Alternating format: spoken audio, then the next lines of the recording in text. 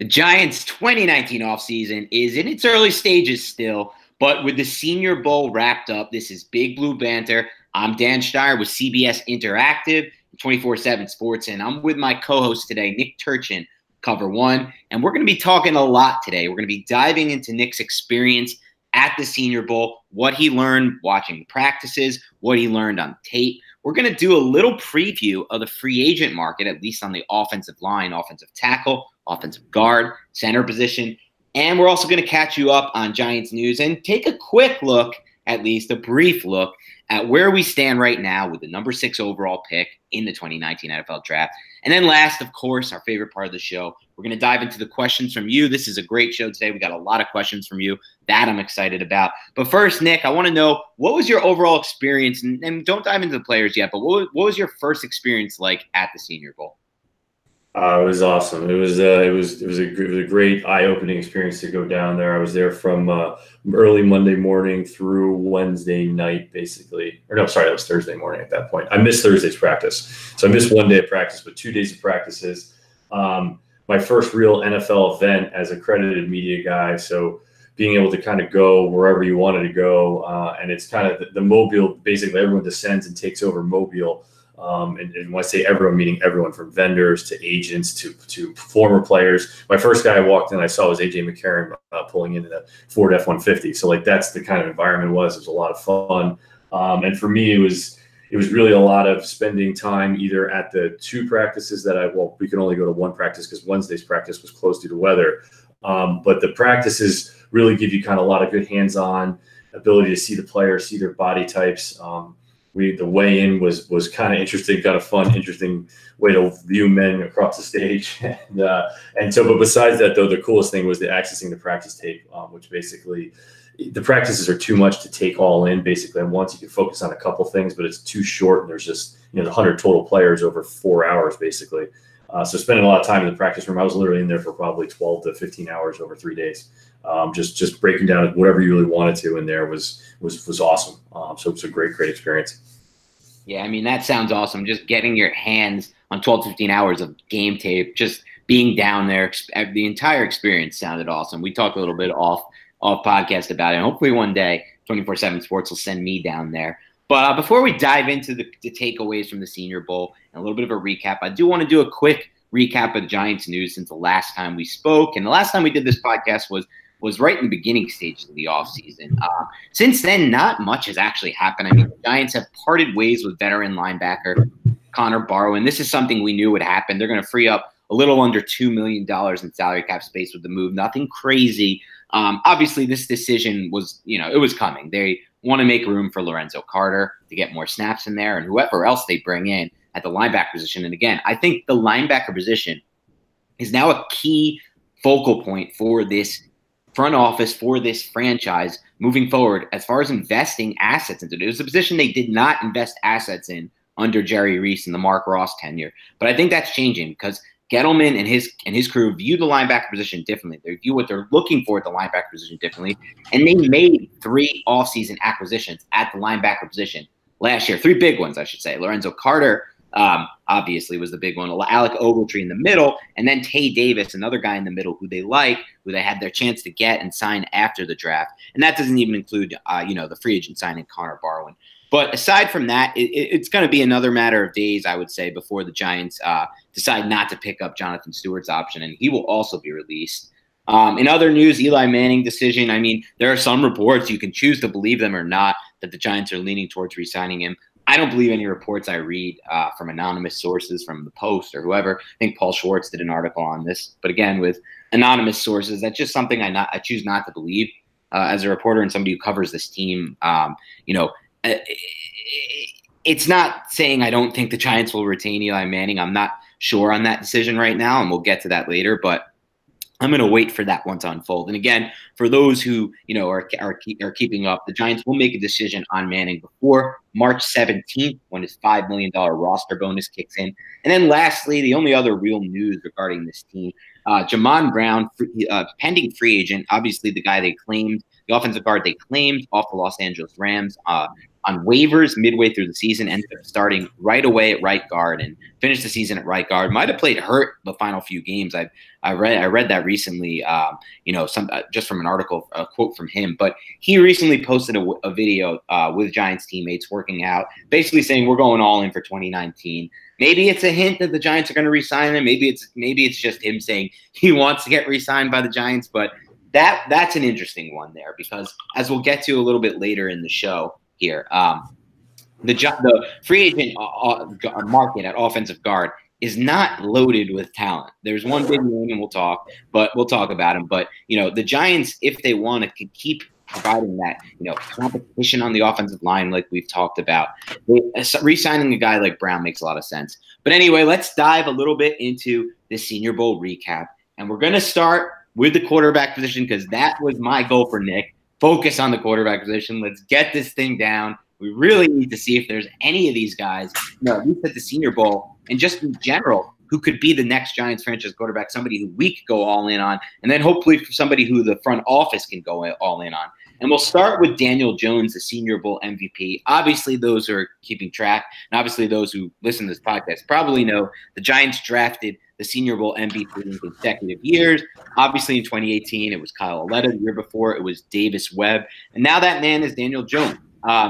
Nick, what did you see from Jones throughout the week as far as just everything goes? Leadership, how he looked in practice, and then how he looked in the game.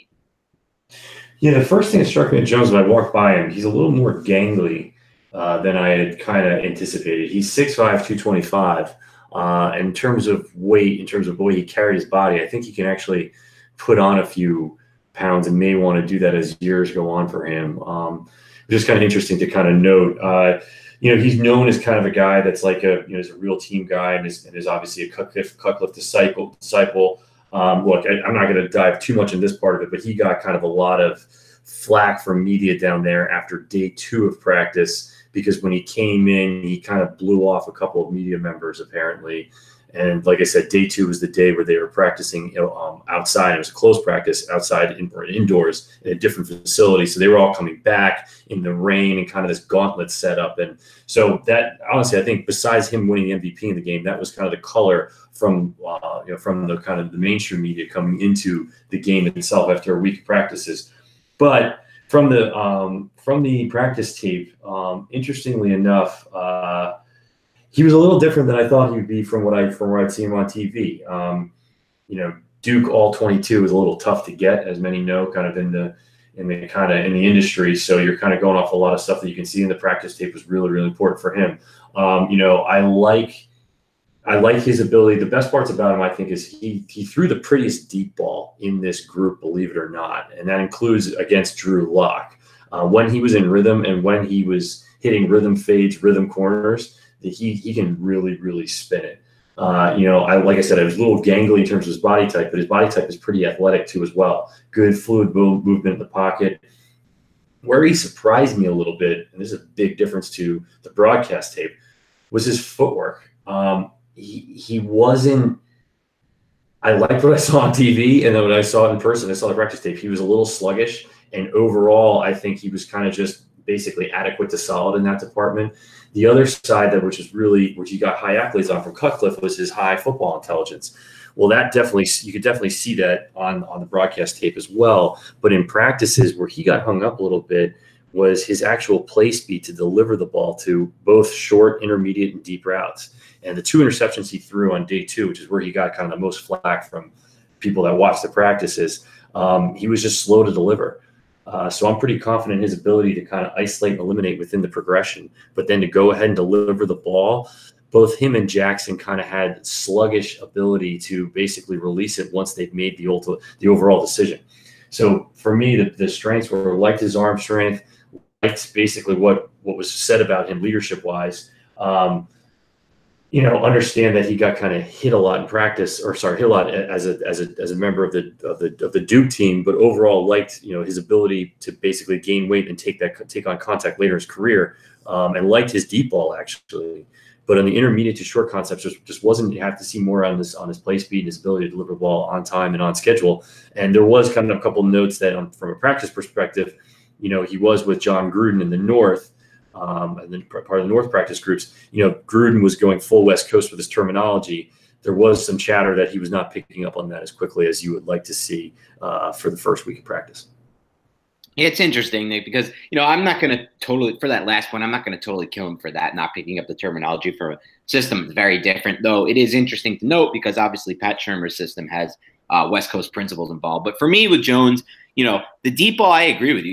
Even on some of his tape that I've seen or some of the games I've seen, not all 22, but the broadcast angle from Duke, I haven't had concerns with his deep ball, especially his placement, his touch. But it's really those intermediate out routes, the zip on the passes outside the hash marks that concern me before the Senior Bowl. Me personally, from what I saw in that game, I thought it was more of a stat compiling MVP performance. I didn't find it to be that impressive an MVP performance at all from Daniel Jones. And there are concerns that you brought up, Nick, not only about how he interacted with the media at the Senior Bowl, but how he interacted with his teammates at the Senior Bowl. I'm talking about during the practice week, by the way. Some people question his ability to lead, his ability to kind of have that, when Baker went to the Senior Bowl last year, for example, Baker Mayfield, he really took control, of that team that he was on. And, his teammates really played hard for him and they gathered around him. And I'm not making that judgment on Jones right now, but, nothing I saw in the Senior Bowl game, and I obviously didn't have access to what you had during the practice week. But nothing I saw in that Senior Bowl game with Jones really impressed me, and nothing I saw really changed my opinion of him. He is big. He does, I really thought, there were a lot of talk about his arm strength concerns, but he does throw the ball with solid velocity over the middle and pretty good timing at times. But like you said, there's times where his timing is off. He's a guy who I think would be a forced pick for the Giants at number 6 overall. He's someone who I'm already really willing to rule off my board with the number 6 pick. I think it would be a mistake by the Giants. I'm not saying they wouldn't do it based on the fact that, he has what they're looking for from a size standpoint and coming from Cutcliffe over there at Duke. But, he's somebody who I'm not currently targeting at number 6. Is that kind of where you stand with Jones right now? Yeah, super, super early, but I don't think from a traits perspective, after watching all that he really measures up in as well as the other guys that are going to be first. The bottom line is I think he can be a first rounder, a late first rounder, and I get that, but I think that he's kind of more of a developmental first rounder, not that polished first rounder, and especially in terms of competition, et cetera, at Duke. Yeah, so I don't think he's really in range at 6.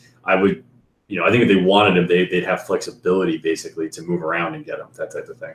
Yeah, and not that polished to me also adds a concern considering the fact that I don't like his raw traits that much to begin with. I don't really see a high ceiling there. But a player who did impress me from my opinion of watching the game, and I've been through the game on the broadcast angle obviously twice now, was Drew Lock. And Drew Lock is a player who I thought had really good command, and he was really a lot more cool and confident than I thought he would be. There was a lot of concern at Missouri, and I did, a lot of my opinion on him during the season was clouded by that Georgia game that I watched, which he was obviously was his worst game of the season, and he was really bad against Georgia. But, when you go back and you look at more Drew Lock, you see that game might have been an outlier for his 2018 season. He looked very calm and in control during the game. And again, obviously the arm talent is there for Lock, and the ability to throw from different arm angles is there for Lock. What did you see from Lock during the Senior Bowl? He's an interesting kid, and kind of start off, he's by far, of all the quarterbacks there, maybe not by far, but I would say head and shoulders, he has the most moxie and command from a presence standpoint. When you walk by him, it's Lock. We were actually doing a couple activities, and we were away from the main area, kind of in the hotel, and he accidentally actually opened the door to the room. It was basically like a conference center, and I'm just saying it was really weird. He interrupted basically a presentation, and everyone knew it was Drew Lock, and everyone knew it was cool, and everyone knew he just exited right away. He's that type of dude. It's like massive commanding presence. You saw it during the game. He gave kind of a great interview. He has that ability. I think he has the ability to lead for sure. The chatter across the board from at the Senior Bowl is that Denver loves this kid and that they're going to do everything they can to get him. That's kind of like that's the bid for Drew Lock. From a traits perspective, like his size, like his fluid movement in general from game tape as well as with practice tape.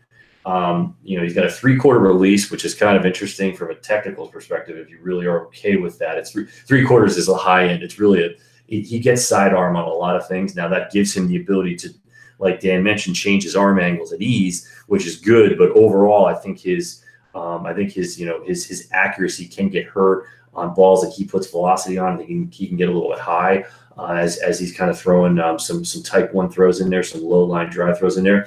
But like Dan said, the guy's got the arm talent. He really has the best arm talent there. And in general, he throws the best, most consistent deep ball, I would say. He is definitely a see it, throw it kind of deep ball player, which is both a good thing and a bad thing. If you asked him to throw a bunch of rhythm fades in practice, he's going to miss a little bit. But in terms of like double moves and coming back across out of structure, the guy can put it on a dime between 30 and 50 yards downfield with like really no problem. So that was kind of interesting. I think if you're going to like Locke, you got to like your offensive line. Not just because he's immobile, but because he's not as mobile as the others, but he's someone who, he wants the time to sit there, and he's not a rhythm thrower. He's the type of guy where his footwork, the more you look at it, it's not nearly as bad as you might think initially. I'm not saying he's poor, but I guess he doesn't strike you as a rhythm thrower watching him on TV. Then you look at the All-22, and his feet are sluggish. When they get out of whack, they're out of whack very quickly. But in general, he's actually pretty consistent. My biggest issue with him is his ability to make anticipation throws and his ability to rely on his big cannon to get it into windows, where in the NFL, everything is just so much tighter in general. I think if you asked him to execute a quick game consistently outside of a first read, I think that gets kind of tight. And I think that he may rely on those second reaction throws early in his career, and that may be kind of tough if you want to run an efficient offense. But overall, though, definitely first-round grade. Definitely some of that guys are going to like, and a lot of it's going to come down for him, I think, into how he takes to coaching and how coachable he is with his match. Because he had two or three coordinators at Mizzou, but recently, he had 2 head coaches in the last 2 years, and so I think that's probably actually a good thing for him. Other kind of notes. I think the other point I would make is I'm a little unconfident with how he breaks down. Or how he reads the defense. He seems to be a quarterback that likes to sit back in the pocket and wait for that guy to come open and then get him the ball as fast as possible, which again, it ties back into the anticipation throw issue, which is I think something that he's going to have to get at the next level. Yeah, you mentioned anticipation throwing as an issue, and to me, that's a major red flag, Nick. You mentioned too much trust in his arm, windows that might not be there in the NFL level. To me, that's another red flag. You mentioned his tendency to really sit back there, wait to see it and throw it because he has trust in his arm. To me, that's another red flag for the most part, unless you can guarantee an elite offensive line for the Giants over the next decade, which nobody can. And then for me, just a major red flag that I saw, going back and just rewatching again, broadcast angle, because it's basically all you can get your hands on, but games from his career at Missouri, is that he struggles under pressure, and just in general, his accuracy is not where I would want it to be, even at times when he's not under pressure. He's a guy who did improve in each season in a really tough conference in the SEC without much talent at all around him at Missouri. He has the arm strength, he has the arm talent, he has the size, he has the moxie. He has the things that, like you said, the Broncos, John Elway could fall in love with. Hey, you know who else has an old school approach to the quarterback position, at least traditionally speaking? The New York Football Giants. So again, he's a guy who I could definitely see the Giants falling in love with. I would not be shocked if they took him at 6. He would not be my pick at 6, but I could at least get on board with him picking him more than I could get on board with picking a guy like Daniel Jones, who I really just don't see a ceiling for at the NFL level. But let's move on to a player who actually impressed me during the game that I didn't expect to impress me during the game, Nick. So I want to hear what you thought you saw. What your take is from him, from evaluating the practice film on him and everything you saw about him at the combine. And that's Jarrett Stidham, the quarterback out of Auburn. It's interesting. In that grouping, I'm not saying he was an afterthought, but it was kind of it was the first day I really didn't take a ton of notes, but he flashed in his ability to basically deliver the ball on time, which, not to really just kind of jump into it backwards, but playing for Gus Malzahn, you're not going to you're going to see mostly one read throws. So that definitely kind of checked that box within there. I think the hardest part within Stidham, which practice would not reveal, for a guy like Stidham, the bigger part this week was actually the game, which I can't even really recall what he did in the game in the couple series that he had. You know, he was a guy that under pressure at Auburn, that's where things kind of got awry. You know, 2 years ago when he had that great season, that it was kind of known that, you know, that's what the slippage was this year. So within practice, within a non-contact practice, basically, you know, what you saw a lot of, and was again kind of frustrating if you're just going to use that alone, is, you know, the guys that were late or slow to deliver the ball, they were getting tapped by defensive line, but the play goes on anyway. So you're not seeing that direct result of, hey, it's a sack, it's an additional pressure, he's got to go off platform to make that throw. What I will say, the upside of Stidham is when he does make that throw, he really has the most natural motion of the group. I think maybe Jones's overall motion is a little better, but I think Stidham's is more compact and more efficient. You know, you saw guys like Lance Riddick when he broke the practice tape down. He really liked what he saw with Stidham. What's interesting about Stidham is he's going to be that guy that's going to go. He's not going to be a first round grade. I mean, at this point now. I don't know how he can really elevate that with only the combine left. Effectively. Yeah, he won't be a first rounder. Yeah, so you're talking about someone who's kind of more of a project, and you know, it's interesting with the you know, guys made in the kind of the local tri-state media, they made a big deal that Shermer and I actually don't know who specifically was in the meeting, but they basically took a meeting with Stidham, and people were like, "Hey, that's not who the Giants want, because, you know, the Giants have had enough third and fourth round picks in terms of developmental quarterbacks." And the one point I would make, and I did make this on Twitter, I think at the time, was that these guys, one of the best advantages of the Senior Bowl is you have access to 100 players who, if you go to the combine, you're going to have structured access to them, but you're not going to have the free-for-all access in some cases. So there's two types of meetings that are set up at the Senior Bowl. The first meeting is the first type is a very, very structured type of round-robin time. I think it's 15 or 20-minute time segments where it's kind of like speed dating. And that is kind of basically get in, meet the guy, and like I said, it probably is like very basic introductions in 20 minutes. The other part of the interviews, which go basically during – it really was taken over the night segments for scouts down in Mobile, is kind of like an open free-for-all where players get kind of led into informal meetings that happen all over the place. And what the stories you hear is from scouts is like a lot of times they're introducing guys to other teams after who have relationships with other teams to help them meet those other teams. What I'm saying is you could basically go through the whole meeting process and maybe not get enough of what you wanted to from a player, so then you're going to spend a ton of time with him at the combine. Or if you spend a lot of time with him at the Senior Bowl, you're not going to spend as much time with him at the combine. The key is, above all this, is you're going to meet with players. That's their whole goal. They can get this practice tape whenever they want. They can go to their pro day and see the guy throw not whenever they want, during those couple times when they have those pro days, right? The key axis here is the meeting. And so all scouts, from pro personnel guys on down to GMs, they want to meet with players, and that was their goal with Stidham. So it wasn't one where the meetings really give away anything other than if the Giants are going to draft a quarterback or even going to sniff an interest at a quarterback over the next 2 years, you're going to want to meet with all 9 quarterbacks, like 1,000%, because whether you draft them or it's 2 or 3 years down the road, that meeting can really help kind of give you a feel outside of the tape and outside of what your scouts are just telling you.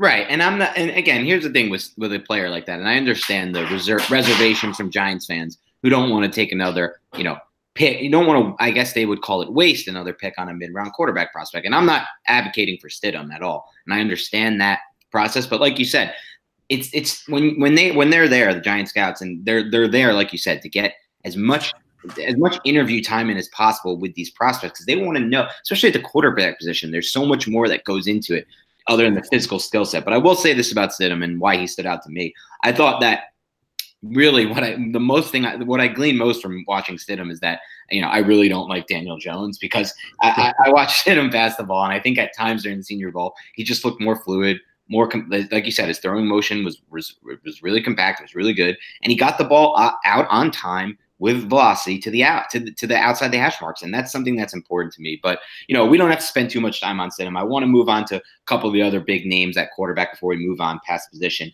and a guy that a lot of Giants fans like as a mid-round prospect, 3rd, 4th round pick, maybe higher, depending on how his combine goes is Will Greer out of West Virginia. So what did you see from Will Greer down at the Senior Bowl? Will Greer, I laugh just because Will Greer is like an enigma. I've seen a fair amount of game tape on him and basically haven't written anything because I don't know how I'm going to go about doing this. There's just so many players. It's like, who do you write on? How do you write on? But you obviously follow and get involved in the process. Greer is a guy who overall, from a practice perspective, he was someone who I think really needed to shine pretty strongly to get kind of into the top quarterback consideration. Overall on tape, the biggest thing that stands out, and I'm not out of school for saying this is the smart guys that I follow say this and echo this sentiment as well. And I didn't really see it until I could actually see it, basically, is the way to say it. He's great up until in the first 3 to 5 steps into his drop. Yep. His footwork is very good. He's very fluid. I think he actually can read the field pretty well. His throwing motion is unorthodox. So everything footwork related after his drop is like, in some cases, okay. Some cases all over the place. Some cases he forces himself into basically off-platform throws. And quite frankly, that leads to inconsistencies. Now, that's going to get masked in the quick game because he's got a quick release. And guys like me are addicted to guys with quick release because you can get the ball out on time. You don't even have to be that accurate. If you're on time, you're going to work. The tough thing for me with him was just overall, if you had to get past 2 and 3 reads, his rhythm breaks down. You don't have that rhythm part of his game is not going to be there. On the deep balls, he's actually better than I thought he'd be on deep balls overall, but you still see scattershotness, and you definitely saw that in practice. I think you could glean from practice a little bit that he's a leader of men. He's a guy that likes to kind of he's a guy that is very likable, and that whole group was kind of likable too. You could see they were kind of having a good time and maybe had a little more juice than the other quarterbacks and the other quarterback grouping in the North. But in general, I think that it's a tougher go with him because, when we talk about this, all quarterbacks are going to have improvements to make.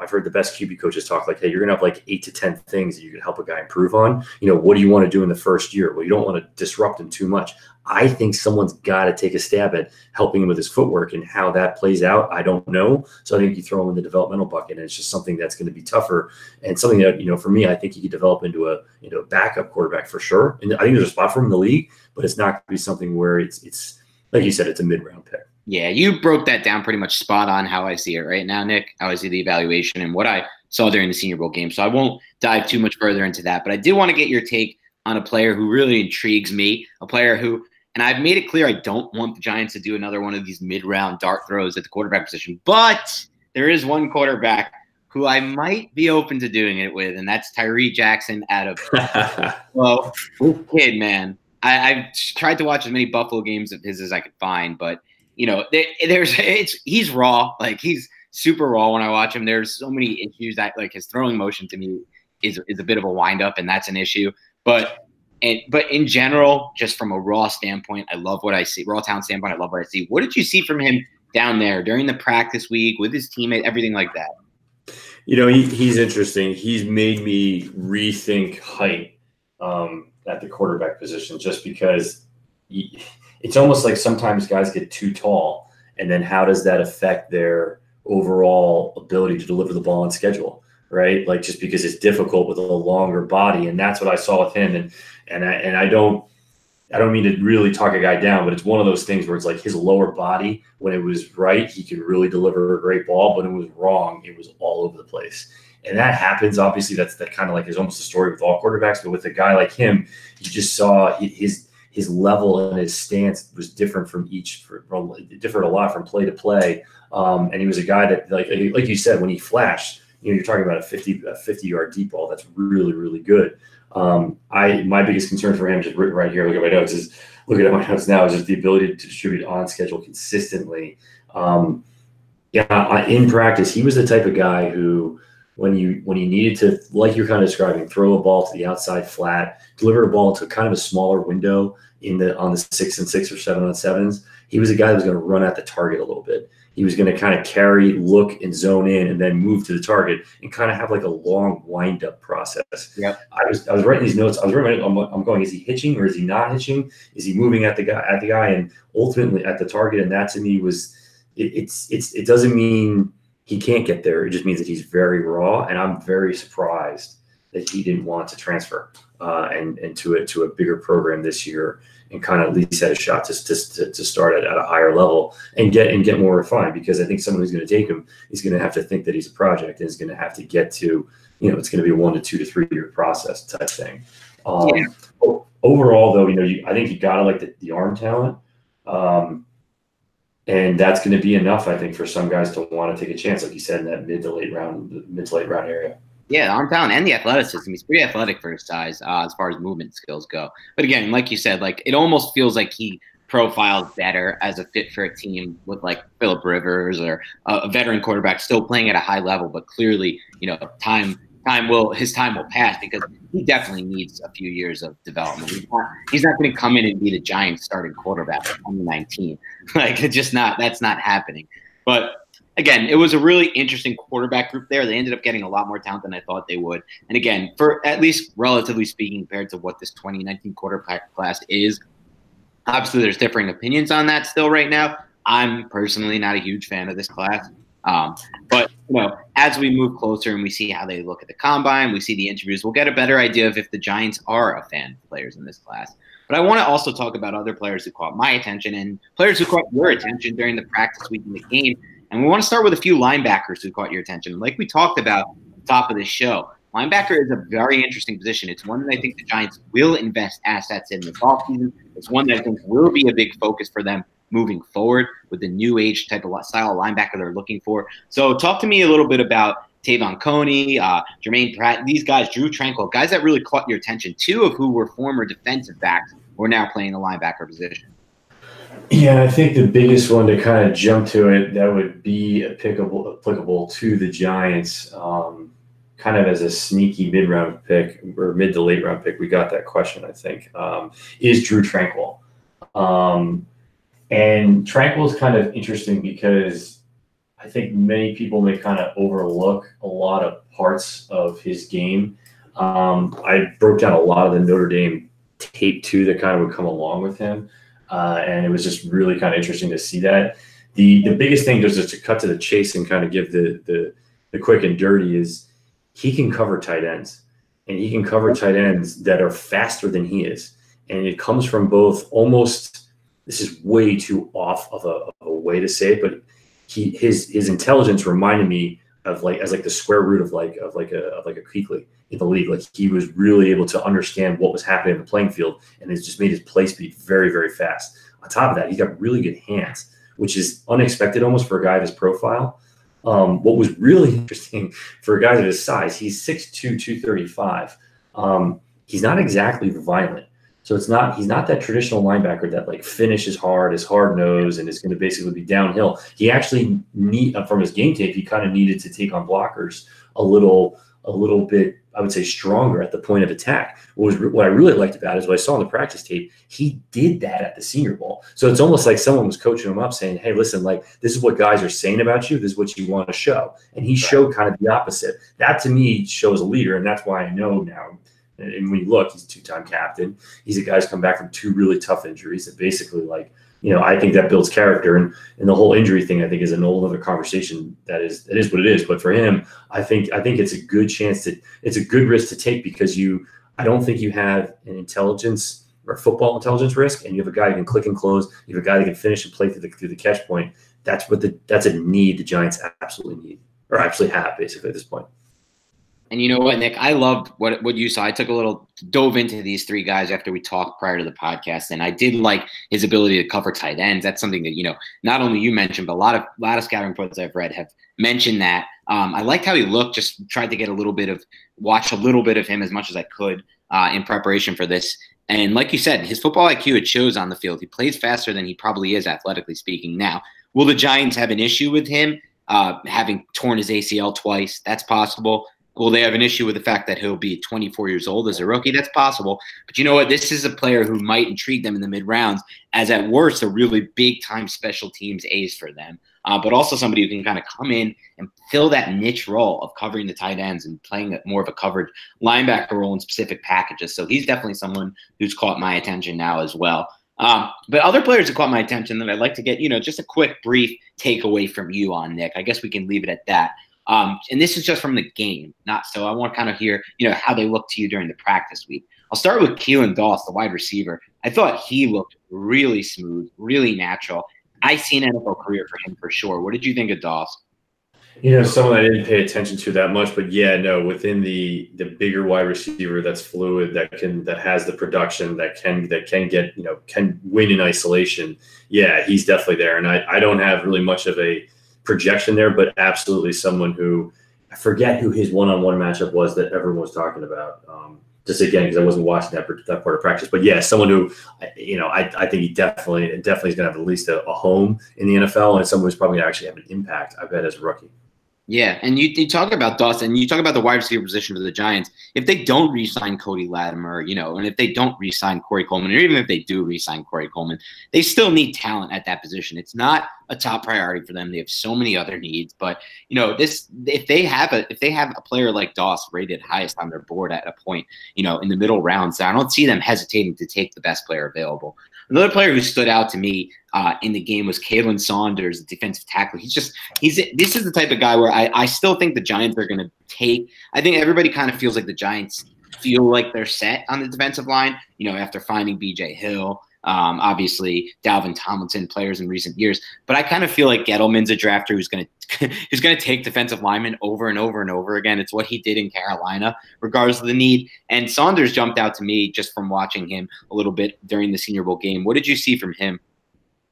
It was interesting. I paid a little bit of attention to them on, I believe it was the first day of practice. His athleticism is nuts. Yep. And I absolutely agree that tackle, by the way.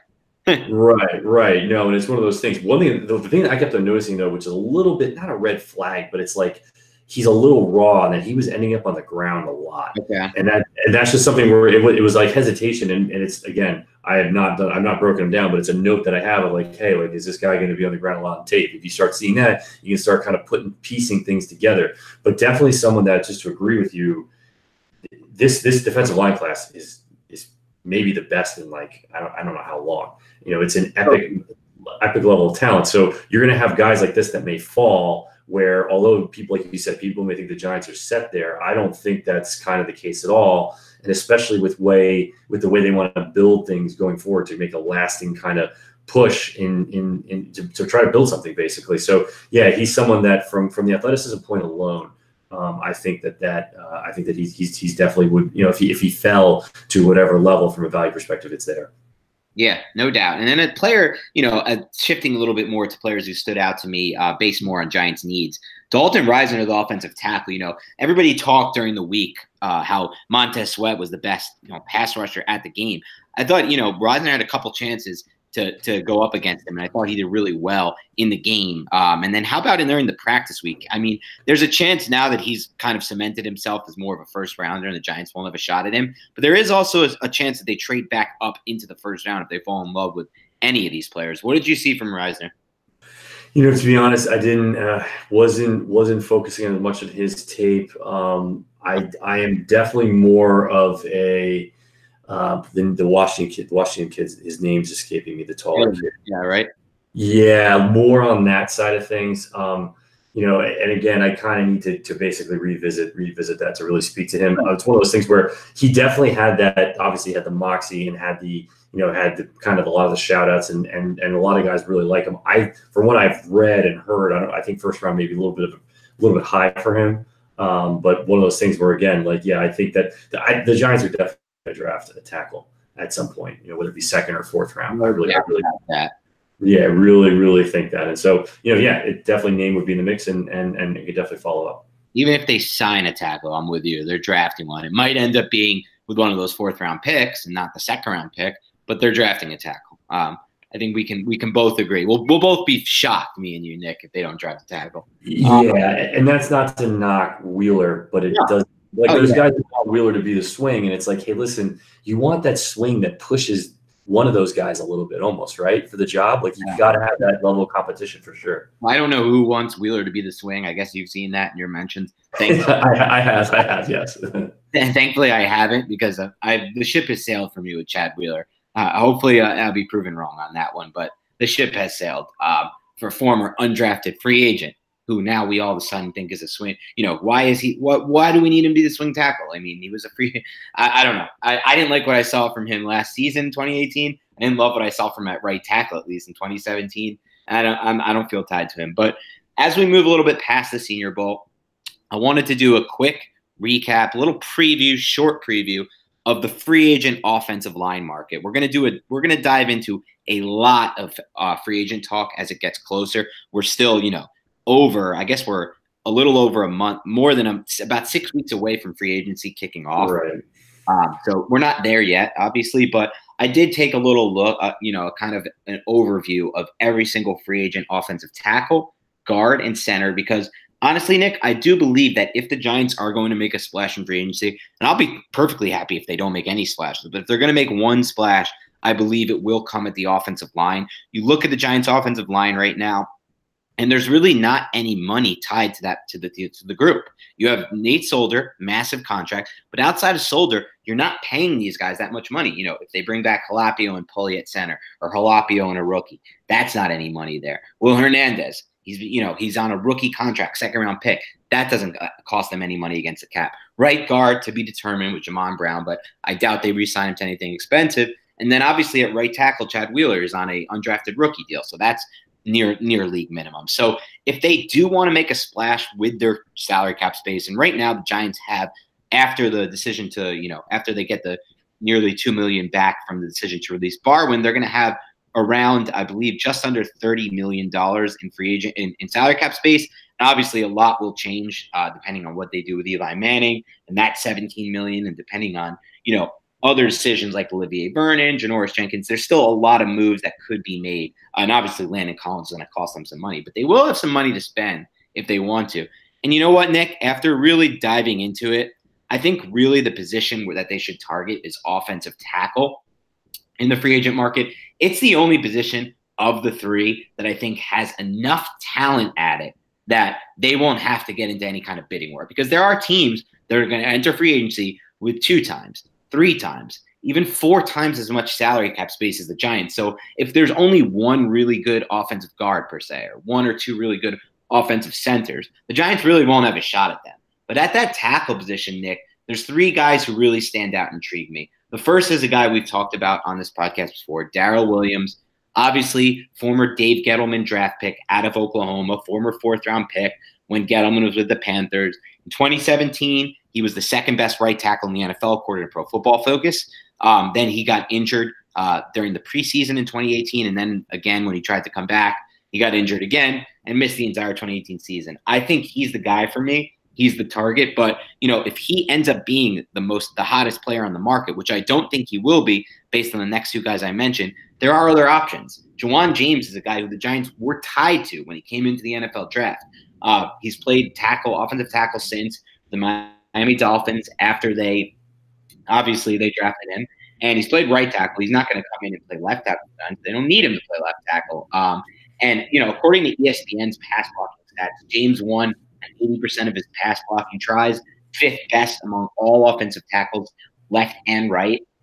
He didn't have as high of a rating with Pro Football Focus, but he is a consistent offensive tackle who is really a more of a finesse offensive tackle, a pass blocking first offensive tackle. But he would provide stability, I think, at that position at right tackle. And like Darrell Williams, he's young. Darrell Williams is 26 years old. Juwan James is 27. And then the third guy, obviously, is the guy who many Giants fans felt they should trade for, and that's Trent. Last offseason, that's Trent Brown. The New England Patriots obviously traded for him. He had a breakout season with the Patriots, though he does have a lot of red flags. There were a lot of people who talked down about his time in San Francisco. He was overweight a lot of the time. He didn't fit in there. But he's also 26 years old and coming off a really, really strong season. So in your opinion, Nick, do you think the Giants, from just an overall standpoint, should and would make a move for one of these 3 guys? Yeah, in my mind, I think you'd be looking at Williams because the familiarity with Carolina, or James. And one interesting thing is that, I actually had to break down the Miami Dolphins offense on two games versus the New England defense. That's how my offseason's gone. And actually the rushing attack for Miami was really interesting. They were very multiple. They ran a lot of gap schemes that were kind of complex. And he didn't necessarily flash, but I kind of like that overall versatility coming from that type of scheme and coming from the pure outside zone schemes where you have the smaller, undersized guys that are going to, basically right now we're seeing that the Giants in year one are mostly zone schemes, but they're mostly interiors, inside zone and mid zone. So I think it's going to be I think this right tackle, as well as who maybe they even get at RB3, is going to be indicative of what they're going to want to run. But I actually like James there in terms of that overall scheme fit. But like we said, kind of who knows is what's going to be. But I like that. I like that number 2 option there for sure. And my guess, Nick, is based on the fact that, James has a much cleaner injury history and Williams is coming off the injury. James will be that big ticket guy that, right on the first day, right few hours, whoever has cap space, I haven't looked deeply into it, but the blank sign him to a ridiculous contract that, rivals Nate Solder's, maybe even exceeds what Nate Solder got. So I do think for that reason, he may not be the guy for the Giants, but, we'll see how that plays out. There are also some interesting, not as, I guess, highly publicized offensive tackles that intrigued me on this market. Matt Feiler, right tackle, 27 years old. He's an unknown. He played for the Steelers, and last year he was forced into action, and he was pretty solid overall. He wasn't amazing, but he graded out just slightly above average according to Pro Football Focus as an offensive tackle. He's 27 years old. If the Giants were to make that, similar splash to last year with Omame, which maybe they won't make because, maybe they feel like they learned their lesson, I think it could be on a guy like him. And Ty Nsekhe, I don't never know how to pronounce this guy's name, Ty Nsekhe from the Washington Redskins. Now he's 33 years old. But guess what, Nick? When he was 28, he was still a restricted free agent. And I remember writing an article, maybe 29. I remember writing an article about how I thought the Giants should sign him. He's always been a pretty damn good player when forced into action. Obviously, he's better as kind of like a swing tackle backup role. But I do think in general, Nick, as we've talked about, the offensive tackle position that I know you agree with me on this. We would both probably agree optimal position for the Giants would be to draft one and to sign one. Basically to find a swing tackle through free agency and then to draft one to play right tackle or the opposite route, depending on what they view for the 2019 season and if they're going to go ahead and get a guy like Darrell Williams or Juwan James. But, just guys like Nsekhe and Matt Feiler, even Donovan Smith, a free agent, former second-round pick. These are players who I wouldn't be surprised if the Giants took a swing on in free agency. But then as you move on, Nick, it gets very, murky when you start to look at the other positions. At offensive guard, for example, I do not like the talent on the market. The only big guy who might, get a major deal, who will get a major deal is Roger Saffold, the the Los Angeles Rams offensive guard. He's a really strong player. He's a big player, really good run blocker. He was the 3rd best run blocking guard according to Pro Football Focus last year, but he's 31 years old. And I don't really think he fits what the Giants are going to want to do as far as giving a contract to a 31-year-old. Also a player, who's had injuries in the past. So outside of Saffold, Nick, and what are your thoughts on Saffold? Is he someone you think the Giants would want to, dive all in on and give a big contract to? Not sure, just because he's a player that I like. He's one of those guys, though, that he's kind of the size and the age thing. Again, we're getting to what style they want to run. I think if they want to run basically a lot of inside zone, I'm not sure if he's kind of that guy, believe it or not. And so that's where I hesitate there. The other side of it is my thought process is a little different, just because this draft is really deep too at the guard position. So I think that you can pick up that equivalent. I really think they're going to sign Brown, just because he checks a lot of boxes, and I think that that's going to be there. So the draft will be somewhere, in my opinion, or I think who you want to acquire is someone who can play center too as well, or at least have that level of versatility. And I think you're just going to get that with a different type of guy in this pretty strong draft class on the O-line side of things. Yeah, and you really look past that at the free agent market offensive guard. It is littered with players on the wrong side of 30. Ramon Foster from the Steelers. I don't see the Giants signing him really. He's not 33 years old. Mike Iupati, obviously he used to be an elite player at one point. He's 32. He's going to be 32 now. And he hasn't been really good in a while. Mike Person. So, Matt Slauson, who just said he's going to retire. This is a gross market at offensive guard. One person who might intrigue me a little bit is Billy Turner, the former North Dakota State player who's only going to be 27 years old, has had decent grades according to Pro Football Focus, but also does have familiarity with zone blocking scheme. So he's someone I would keep an eye on, Billy Turner, if the Giants are going to go ahead and make a swing at the free agent market offensive guard. I don't think they'll sign a guy like James Carpenter. I don't think he fits what they want to do. And then you really dive down and you're seeing, there's not that much talent at the market at offensive guard. Is there anyone that stood out to you from the names I mentioned, or anyone you think they should kind of take a swing on at the offensive guard position? No. I mean, I kind of said it. I think it will be Brown, and that's who I would go with too from an overall fit perspective. And Brown and a rookie makes the most sense to me from that. Right. And then you move on to center position. That's kind of murky for the Giants, I would say. They do have Halapeu, who they've openly talked about. They really like. They really want to bring back. They really want to give a shot to compete. And Pulley, who didn't play terrible, in his chance at center. But both are restricted free agents and whatnot. And, or Pulley's out unrestricted, I believe. And they're going to have to make a decision on those two. But when you really look at this market, to me, it's very, very similar to the offensive guard market. There's Matt Paradis, the guy from the center from the Broncos. Again, has the zone scheme experience, a guy who grades out extremely well when he's on the field.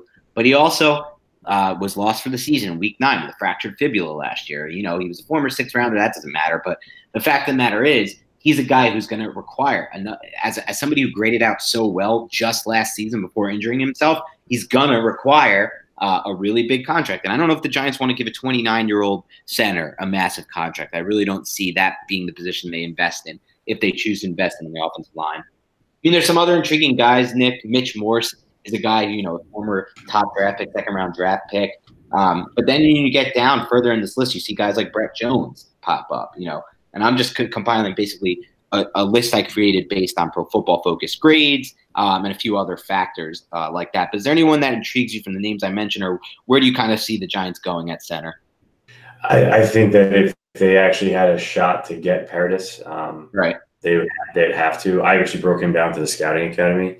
The guy's going to be a Pro Bowler. I mean, I don't even care what age he's really good. His leadership actually popped. Sorry. He would fit the scheme. Yeah, I wouldn't worry about that so much with him. I had him as scheme versatile. I had him as super active in pass pro. He's a guy who's always looking for work. I wrote actually displays good zone block ability in most reach blocks with good agility and brings hips to full defenders in outside zone. I liked him in gap. He's a leader of men. But to get to the realistic point of this, he's going to command a big contract. Big contract. Yeah, and so that's where it's like, in my opinion, you're going to have a guy like Solder. I think it's hard to have another one like that at center in terms of that number. So that's where it goes. But if you could somehow get him in the affordable, whatever you think that is, and again, we have no idea what their valuation metrics are for this. He's a player that I had. My projection for him was Pro Bowl actually going forward. Right. I think where we stand on that is basically the Giants might have a shot at Darrell Williams out of this group, out of all the group of the entire free agent offensive line, just based more on the fact that they might not have to. We shouldn't say they won't. They might not have to compete with all these teams with tons of cap space versus a guy like Paradis who's, they're going to have to compete against. And there's somebody's going to offer a massive contract too.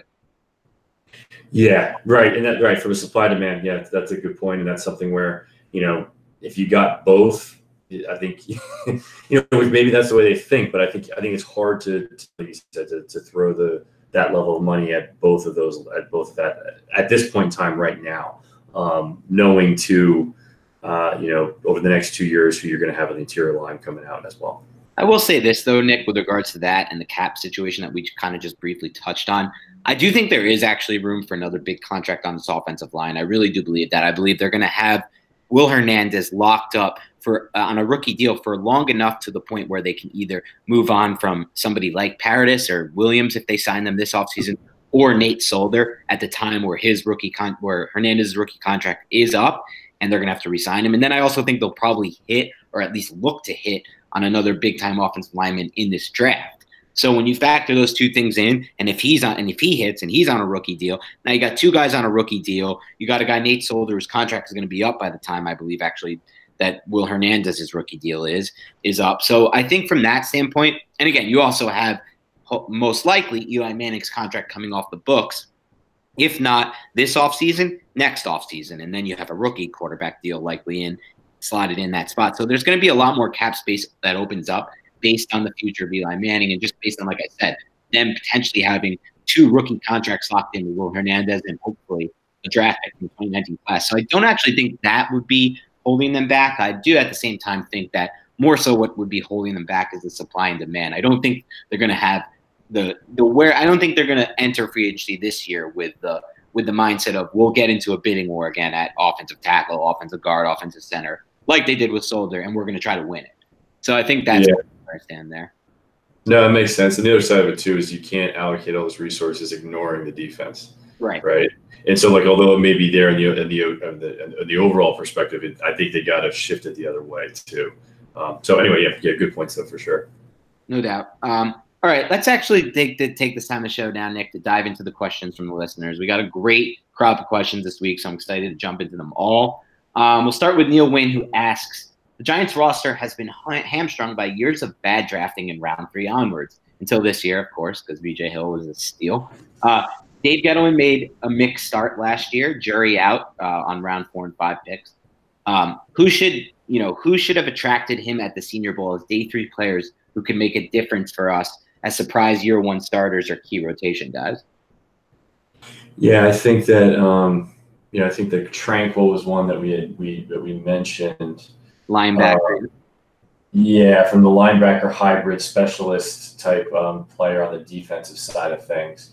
A couple other notes that I would have, and I say all these with a caveat because I and most people really have no idea where these guys are going to get drafted.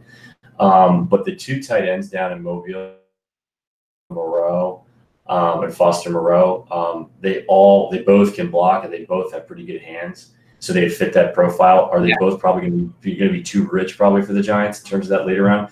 Maybe. But if those guys fall, I think you have to look at them that way.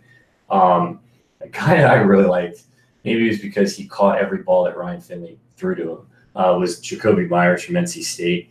And those that have listened to this podcast this entire year have known that I've kind of wanted a guy that can win in isolation for the Giants. And Myers basically can do that, I think. He's not a tremendous route runner, but he's got great hands. The guy can stab really anything. He's got a great catch radius. And like I said, just has that physical presence. So he's someone in the mid to later rounds that I would look at, for that wide receiver 3/4 position. And again, another guy who I like too, same type of mold, who's probably going to be a little higher than that, would be Terry McLaurin from OSU, wide receiver 6'1", 205. He was their wide receiver practice player of the week down there in Mobile. He's not gonna. His trick is where he may get bumped down a little bit. Is he's one of those guys who's not gonna test at a freak level. He's not gonna be crazy. He plays. I don't know where he's going to run, but it's not going to be a low time. So for overall, guys are going to question his quickness, and the shine's going to kind of come off him. So if you're 3rd, 4th round type area, if you're in that range, I would kind of look to him, and because again, wide receiver 3, wide receiver 4. Is he the type of guy who can win in isolation specifically? Probably not, but he's just a good overall player. Plays special teams, making tough catches. Obviously he's got familiarity with someone else the Giants are looking at, and Dwayne Haskins, and and I kind of liked a lot what I saw from him on the practice side of things. I like it. T-Fed asks us if Dwayne Haskins was in last year's draft, where would you rank him in relation to Baker Mayfield, Sam Darnold, Josh Rosen, and Josh Allen? Ranking prospects as a prospect after all those guys have had 1 year in the pros, it's hard to go back to those notes and fully forget what we've seen. For me, it would be, and again, I don't really look at the board this way. I just don't, I don't have like a mock draft or have a ranking in that level, but I would have him, I don't think he was as refined a pocket passer as Rosen. I think overall his talent is a little different than Darnold's, probably a little bit lower of his overall ceiling. So behind Darnold, who's the third person I'm forgetting? Baker. Behind Mayfield, yes. Yeah, but behind Baker, just because I'm a quick release guy. So if you're a quick release guy, you gotta love Mayfield. So he would be I would have him kind of 4th or 5th in that ranking. Yeah, I mean we're pretty spot on there. I'd have him 4th, just above Josh Allen, and behind Baker, Darnold, and Rosen. My issue with and we'll talk a lot of Haskins in the coming podcast, but I don't know if I see the ceiling I want to see with Haskins. That's my biggest issue right now with him. But I definitely have him. I would definitely have him above Josh Allen still, and behind Josh Rosen, because basically what Nick just said. Passer from a footwork standpoint and from the way he, I guess his technical arm from the way he throws the football and how he moves in the pocket under pressure and how he performs under pressure. These are all things that are still a bit questionable for me with Dwayne Haskins. And I know people say, Rosen was so bad last year with the Cardinals, but none of those people will understand like how bad that Cardinals roster was and how they really were the true worst offensive line in the NFL. And they really were the true, maybe the worst, least creative offensive scheme. I saw a stat yesterday about how David Johnson was only used as motioned out as a wide receiver on 7% of the snaps after being used that on 18% or higher on the two seasons before it. And really his yards per route run was one of the best in the NFL at the position. Actually, was the best when they used him as a wide receiver. So, there were reasons for Josh Rosen's lack of performance last year, and I will die on that hill, by the way. But anyway, let's move on. Thomas Cornfield asks, "What are the Giants going to do with Olivier Vernon and Janoris Jenkins?" I'm still kind of unchanged there. I do think that OV is the one that's at risk of getting cut, and I don't think Jenkins is at risk at this point for next season getting cut there.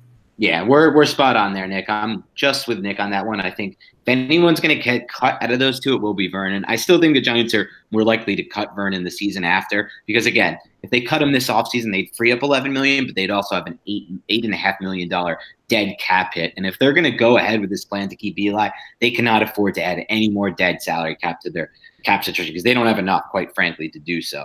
And they're not going to find. I don't think they're going to find any free agent edge rusher at 8.5 million or at 11 million or under who's going to really be able and who's going to not only be able to outperform Olivier Vernon next year, but also at the same time when you do sign a free agent edge guy to replace Vernon, which they'd have to do if they cut Vernon. Now you're committing to him long term. You're committing salary cap space in the future versus a guy like Vernon whose cap hit is going to only go down from this season on.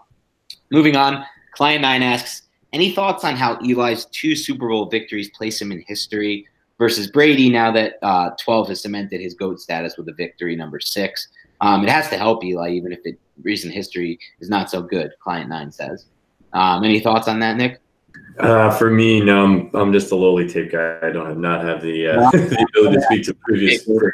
But people are interested in this, and they are interested in my takes on this and our takes on this. So I will say, it definitely, it helps him. The more quarterbacks and teams Brady can beat, it's only going to help Eli Manning. Obviously, if Nick Foles, if the Eagles hadn't strip sacked Brady on that final drive and they lose that game last year, it makes a big difference as well. But, in the end, that's going to be the debate that we'll get to when the time comes, but not now. Client 9 also asks, and this one I know you can touch on, Nick, any second thoughts on Kyler Murray after that weird interview on the Dan Patrick Show? He says it was unprofessional at best and really bad at worst. What do you say?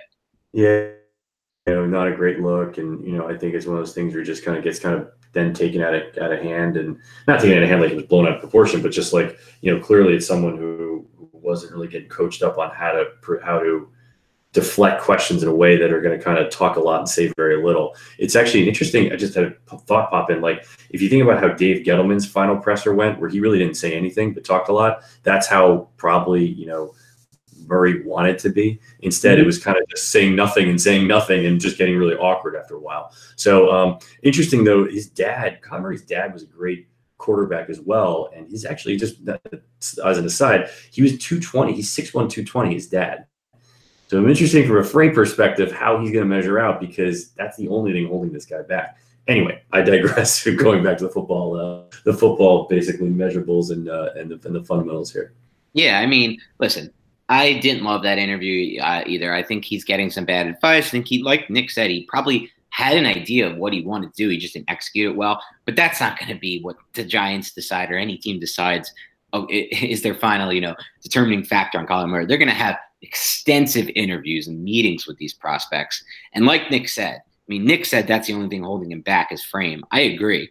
He is literally the only quarterback in this class that I can get excited about having a really, really big ceiling on. Like I was excited about Mahomes during his draft. Like, I'm talking big ceiling. I don't feel that way, unfortunately, with Haskins, Locke and Jones, and anybody else. But Murray, I do think, has that. But again, the frame is a big, big, big red flag, and I will find out at the combine what he, actually measures in at. But for me, it's not the height that worries me; it's more of the frame, the size, and if he can even, people say, oh, he can put on weight if he gets into an NFL weight training program, but some people's frames just can't handle the weight. Russell Wilson they compare him to, but Russell Wilson is a very different frame than Kyler Murray, and I think that's important. But anyway, we'll move on. I'll digress. We'll move on a little bit. Nemesis asked one I think you're going to like, Nick. How much weight do you guys should be placed on fit versus ability when drafting? Does position play into it? I get why it matters, but at the same time, I think you don't pass on a Brady because you need a Mahomes to run a certain type of offense. Plus, sometimes coaches come and go. Quick anecdote. I've heard that certain scouting communities, there actually are like teams that have scouts that'll draft based upon who they or will write and recommend players, irregardless of who they think or who is currently the head coach, because they think that they're going to be there in 3 to 5 years and the head coach won't, which is just kind of crazy. I think it gets into. I think there is way too much an overemphasis in the mainstream media to fans of scheme fit for a player, especially quarterbacks, as opposed to what their traits are showing. The traits always kind of win out, and overall, ball is ball. And although there's different things, it's not because the guy ran an air raid in college and won't be able to run a West Coast in the NFL. Right now, there is virtually, if anyone can show on tape the differences in NFL offenses between West Coast and Coryell and air raid, definitively, like that's all they're going to run. It just doesn't exist. It's all blend. So basically, how the good coaches take the best traits and cater to those best traits of players, and then try to hide their weak traits. So I think it really doesn't. For the good organizations, it does not. The fit almost has more to do with the guy's culture. The guy's culture fit, his ability to coach, than it does on the scheme side. Yeah, I think you just perfectly summed that one up. Anthony Friesk asked, what are your thoughts on Will Greer's accuracy? I thought he looked pretty good during the season, but from what I saw at the Senior Bowl, it looked like his accuracy took a bit of a dip. I'd have to concur. I think he's spot on. I wanted to see that guy with a quick release that's getting the ball out efficiently. That's, the practices are moving. I'm snapping my fingers. You're going. And, he was scattershot. And again, you can't judge a guy from only the practice, but I think it stems back to his footwork. It's something that he's got to, that's going to have to be worked on for sure. No doubt. And Anthony Friese also asks, how does the lack of experience by a quarterback like Dwayne Haskins affect your evaluation? He made progress as the season wore on, and that is definitely something you want to see, but having only one season to tape makes establishing a floor difficult, I think. Yeah, it's another good question. And I think, believe it or not, I think his traits are strong enough where the floor side is okay. Right. His ability to distribute the ball, he distributes the ball on schedule pretty accurately, despite throwing off platform and throwing from weird angles a lot of times, really pretty well. And I think that's what makes him really special. It's getting into the ceiling of how far you think he can go, and where he can take you, and then on all that's going to be tough. I think that the other side of it too, that'll trump experience, is his love for the game, and specifically his love, how that gels with an offensive coordinator / QB coach, and how that goes over the next 2 to 3 years. So that's almost more important than overall the fact that he only played 13 games. The fact that he only played 13 games, that the biggest thing as a scout from my perspective is he hasn't seen a lot of things go wrong. How can you judge his competitive toughness and his character based upon that? Well, not on game tape, you can't, because it only happened maybe how many times in that Ohio State season, right? And if you have a 36, 35, 40 game starter, the shit's going to go wrong a lot of times. So you're going to have a good sample size of examples for that. Yeah, I think for me, Nick, like you said, I'm not as worried about Haskins' floor as I am his ceiling, which I'm not so sure I see being that high. I'm not saying I don't, but I'm not so sure.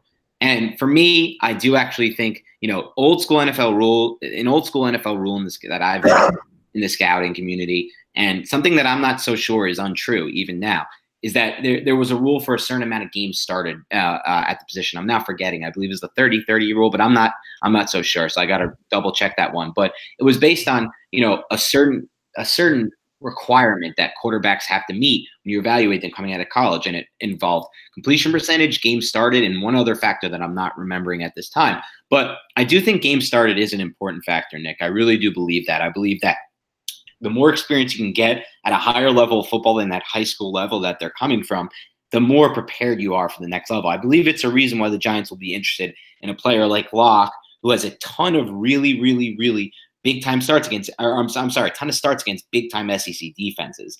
Now, it doesn't mean I would rule a player out who doesn't have a large sample size like Haskins and doesn't have a lot of experience, but it's definitely something that to me would stand out and something I would have to basically make more of a project. I'd have to lean more on a projection for a player like him. Benji asks us, do you think that the Giants will pass on a QB again to shore up the defense? Short answer, no. Real answer, anything's possible. I think my guess, Nick, is they will pass on a quarterback again to select a defensive player. Now I know that's going to put them in a rough spot at the quarterback position. But it's just my gut feeling right now. Benji asks, will Sam, and mostly because I actually think that getting Haskins would require them to trade up, by the way, but we'll touch on that another time. Benji also asks, will Sam Beal start right away, or will they bring in a free agent cornerback to start? Definitely think they need cornerback depth. They need secondary depth. Oh, yeah. And whether they get it from the free agency market, they feel strongly that'll depend on their pro department, how their pro department feels, or whether they get in the draft. This class is not unbelievable for the draft. I do think Beal can. I don't think Beal. I don't know. Can he start right away? I think he has the traits to start right away because he's long and he can play well in press coverage on the outside, which, quite frankly, the guys that they had this year can't do that, including Jenkins. It's not really Jenkins' thing. So immediately he offers a different type of skill set. So, yeah, I definitely think he can. Willie, I'm not sure, but he definitely has the traits to do it. Yeah, I was listening to Stick to Football podcast earlier this morning, and they made a good point. They believe that in this class, Beal would be a second-round pick. And they don't think the Giants totally killed themselves by using the third-round pick of this year's draft during last year's supplemental on Beal. I think Beal will have a good shot to start right away, but like Nick said, they're going to need to add free agents both via the draft and undrafted free agency and regular free agency because you can't just you can't lean on BW Webb and Grant Haley to play 75% or 100% of the snaps again in Webb's case during the 2019 season and expect something good to come from it, in my opinion, at least. Benji also asked, what can be done at free safety? Is there any option for them via the draft or free agency? Have not gone over the free agent mark yet. I don't know if Gettleman will pay. I don't know if they'll pay for that. That's the hard part. I think the more I've kind of taken a deeper look at what Betcher does, which is just really a lot of pattern match. You want a rangy safety, and they don't have that. So if they're going to stick with the draft, I think you're going to have to – we just mentioned like 9 ways they're going to have to go for the draft, right? They only have 11 picks, which is a lot, or they have a high number of picks. I'm wrong on that number. But they can't draft for everyone for all these positions that we're talking about. So at some point, they're going to have to make a decision. I don't know where they stand on free safety because if they stick with the profile of defenses that they play, they're going to want a rangy guy. How they find that rangy guy, I'm not sure. But to me, that's the key is range and ability to have a high football intelligence. Those are the 2 biggest kind of priorities that they're going to need for that position. Yeah, it's really tough to find safety position in the free agent market. I mean, you've seen teams swing and miss and fail. Usually have to give a massive contract. Jairus Byrd always comes to mind for me with the Saints a few years back. And, the Giants hit one time when they did it with Antrell Roll, but it's a risky proposition and it requires an incredible amount of investment. Safety is deep safety, especially, is one of those positions in the NFL where the demand is much higher than the supply. I don't know what the Giants are going to do about that need, but I'm interested to see, if they have anything up their sleeve. I bet my guess is they'll try to take another swing in free agency. Maybe on a guy maybe a little higher profile than Curtis Riley, but not anything too high up there. And it's not a great market there either. Benji also asked, do you see Gettleman trading up for any position other than a quarterback? No, unless if it's like a day situation where someone drops and he wants the second round because that he is aggressive, right? So if it's someone, it's not to answer this question is it's not going to know unless you're in that room with them and someone who falls to the middle of the second, and or that's a wrong way to think of it, who keeps on falling, I guess, and he wants to step up in the second or third round, that type of thing. Yeah, no doubt about that. I don't see them trading up for anything else than a quarterback, but it wouldn't totally shock me given Gettleman's history as a general manager. Really, if he loves a guy, he's not afraid to trade up for him. Last question on today's show. Anthony Rivardo asks, Dan, hey, Dan and Nick, what do you think the Giants would get in return for trading Olivier Vernon? Is a late first or second round pick possible? Is that too much to ask? That's too much. That's way too much. Anthony, I'll just jump in real quick here, Nick, just because it's not. I mean, Anthony, listen, if the Giants were going to get anything close to that, they would have got it during last year's trade deadline I have from a good source that they put him up on the market and we're looking to trade him at all costs. I don't think anyone wants to trade for him in his current contract right now. He hasn't been fully healthy in any of his 3 years with the Giants. He's had injuries all 3 years that have affected him for large stretches of play. He's set to be, third highest paid defensive end again next year. I mean, he has no trade value, in my opinion, on the market. If the Giants were able to offload his contract for anything similar to kind of what the Rams did with Alec Ogletree last offseason, the Giants traded for him, it would be a 5th round, 4th round pick in that range. But I don't even see that happening personally. All right, guys, that's all the time we have for on today's show. Stay tuned with us during the offseason. We will be diving back into this. We're going to do a big show for the Combine, post-Combine, free agency, all that good stuff. But for now, you guys can find all of our work online as well. You can follow my work on Twitter, Dan Schneier, NFL, DANSCHNEIER, NFL on Twitter. You can also find all my work by downloading the CBS Sports app, clicking the Giants as your favorite team, or on 247sports.com. /NFL /New York Giants. And Nick, where can we find all your work? For the Giants at cover1.net, over at Inside the Pylon, and my Twitter handle, TeamManic21, for all my stuff there. Good stuff. All right, guys, on that note, we'll talk to you guys soon. Have a good one.